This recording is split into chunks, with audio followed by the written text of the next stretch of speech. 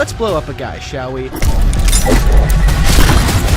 Today we're going to use our latest pack, the Predator pack, which comes with so many visual effects assets, but it also includes a lot of blood assets, and specifically body explosion blood assets, and we're going to use that to create an awesome effect. So let's hop on over to After Effects and see what we can do. Alright, so I'm going to show you how to do this effect here of this guy blowing up really crazily like this. So we're going to use the new Predator pack and do this. So this is a really fun effect. Has the Predator thing and he explodes. So let's just do it. So the first thing we're going to do is import in our clip. So one thing that we did was we made sure our actor left frame so we had a clean plate of him. So, and that's important when we remove him later. So let's drag and drop this clip into a new composition. And we're going to find the frame that we want him to disappear. So we're going to scrub through the timeline. I'm going to say somewhere right there is good. We're going to Control D duplicate or Command D. And then we're going to move this over to the very end. And then we're going to get that clean here.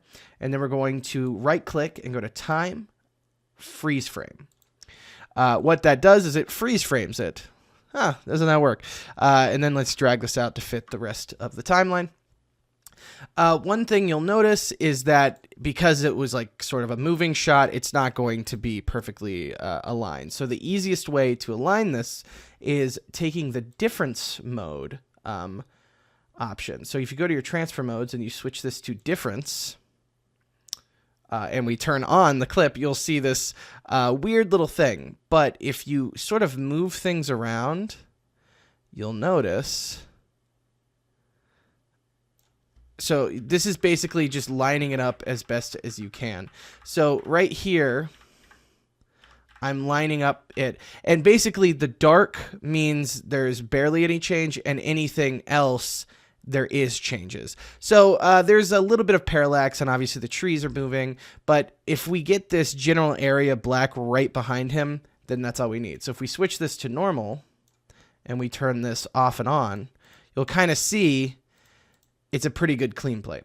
So what I want to do is just take the guy, and then I'm going to turn off this layer, but keep the top layer selected.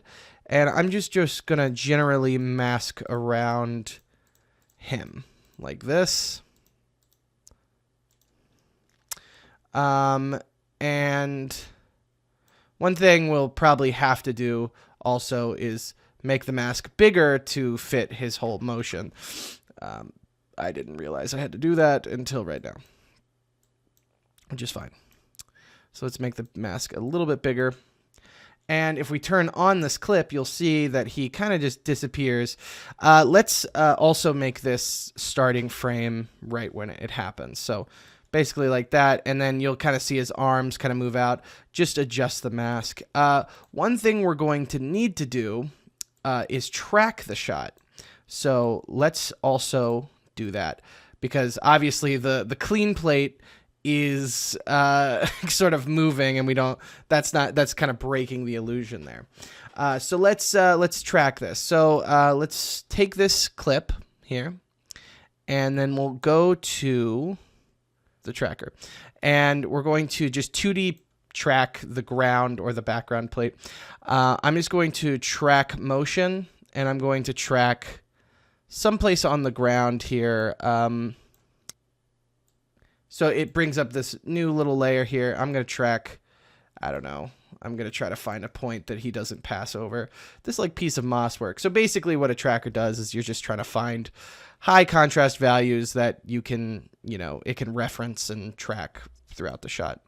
So let's just track forward and see it's doing its best to track exactly that little point that we selected. Okay, cool. So let's add a layer called a null layer.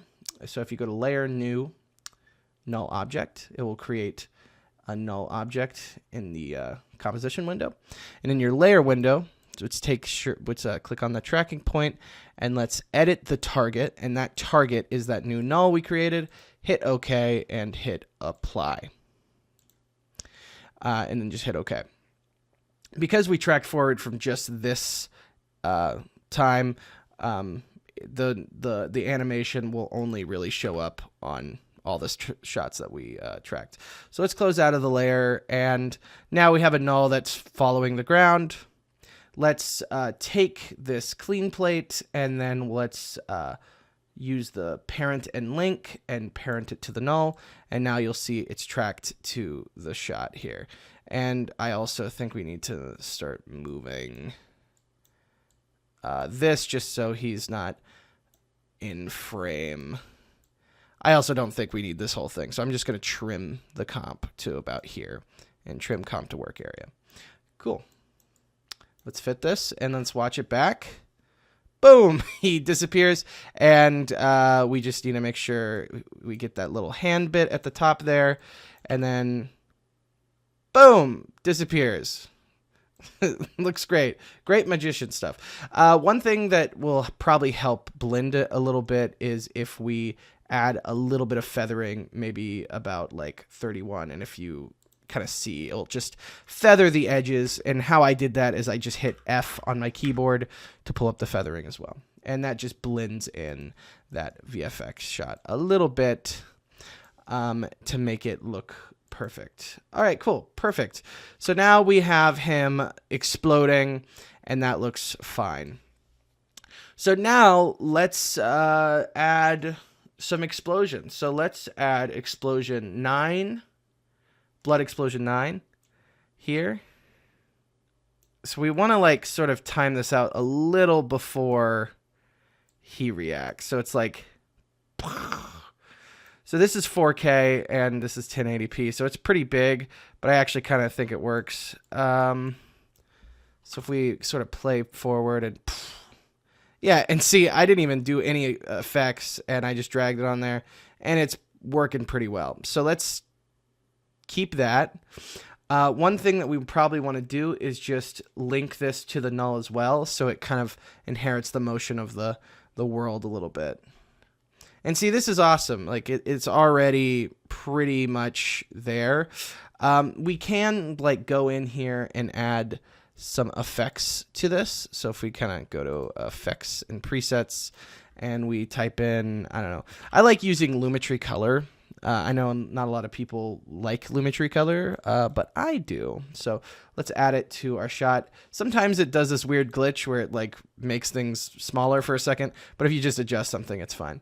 So I'm going to up the exposure just a hair, and then lower the saturation just a hair, and then maybe make it a little more blue, because I think this is kind of a bluer shot.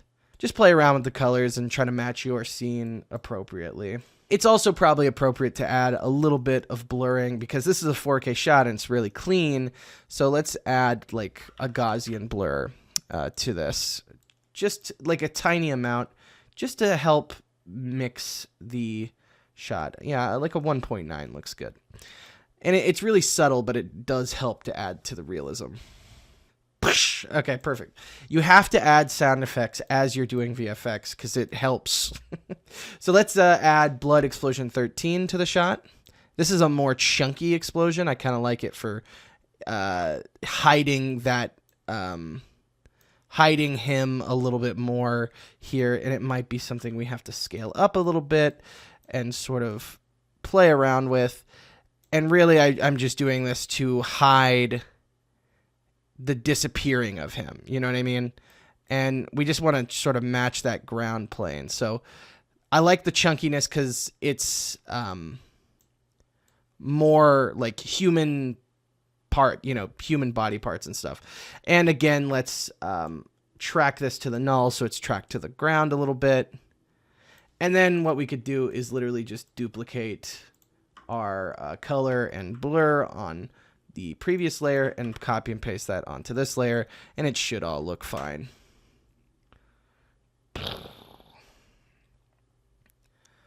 That's looking that's looking gross. Amazing. One cool thing that we added in the previous shot is like to keep his feet, and I think that kind of makes it a little more gross. So let's do that. Let's keep his feet. He really just blows up, man. Wow. Let's keep his feet in the shot. So let's just do that. So let's duplicate our background layer. So this one here, we'll put this over top of everything. And let's freeze frame it. And let's go in here and just track or mask using the pen tool up here around his feet, and then sort of give it a hard cut off like this and kind of make it jagged. And I'm going to keep a little bit of his shadow as well. That will help with the realism. There we go. I'm going to turn off the mask layer for that one, and let's do it for this one here. I'm keeping a little bit of the ground to keep that contact shadow because it will make it look good. And then, yeah, just like it a little jagged. Make that look as jagged or gross as you want. It's fun. Just have fun with it. You know, this is all. That's what filmmaking is. It's just fun. And then I'm going to trim this to right where it freezes here. And I'm going to put this underneath the blood layers. And then I'm going to track this to the null that we created. And something has gone wrong where, oh, it's because this first layer isn't set to add. Now it's set to add, and we have the feet. I actually think we need to put this above one of the blood layers. Yeah, just like that. And then let's just add some feathering. So if we go in here and hit F on our keyboard, we can add some feathering to this. Maybe by like that, and it creates a nice looking thing. And actually it might need to be moved above that. No, we'll sandwich in between two of the clips, and that will make it look good. So yeah, so we have and the only issue I think is that we need to make sure that the feather isn't as feathery, and we need to be a little closer to the edge here. So if we just do that, you can also go to M, double click on M, and shrink the mask path a little bit to, like, let's say -2, and we'll shrink this other one to -2. Bing, bang, boom, you got yourself a better edge. And I guess keeping the shadow sort of breaks the illusion, so let's just close that up.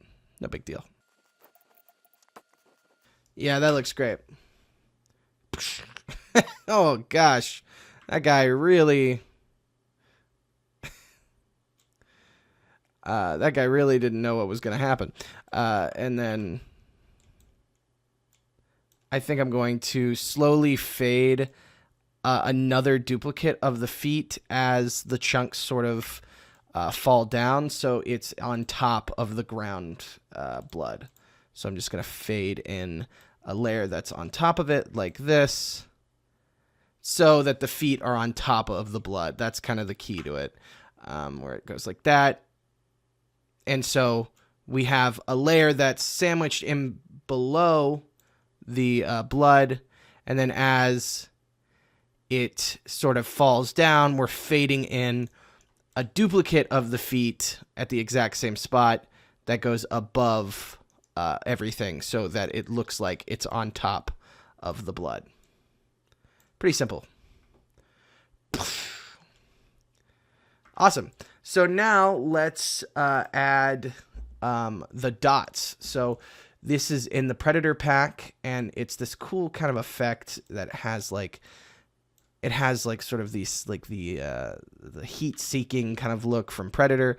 So I'm going to fall this down. So this is not drag and drop. This one you need to set to a screen mode, which is really simple, and it's just doing that. And I like to set it to add, but screen also works. But I think add adds the values to the layer below to make it kind of brighter. So I'm going to scale that down, and then I'm going to have it sort of over top of him like this. And then I'll have that turn off a little bit after the explosion. And I'm going to put this below all of the blood so that it sort of does that. And then we can just, oops. We could sort of just, end it right before that. And to add to the realism, we could probably track it onto his body. But honestly, that's looking pretty accurate to me. So there we go. We can also add a couple final little touches to this to really make it look good. And I think what I'm going to do is take all of these shots and then pre-compose this. And then we're going to move all the attributes and call this Final Predator. And what we can do is add a wiggle effect to this. Or like a hand shaking thing. So I'm going to slowly scale this up a little bit. And then when it explodes, I think I'm going to just hand animate the position so that it sort of bounces up and down. Because the idea is that if we're watching this, like the cameraman, it explodes and explodes with so much force that it sort of moves things around. So let's, So I like using my arrows on my keyboard, sort of moving it around. And just be random with it, go down and over, and then up. And you could also keyframe like a wiggle expression with a slider.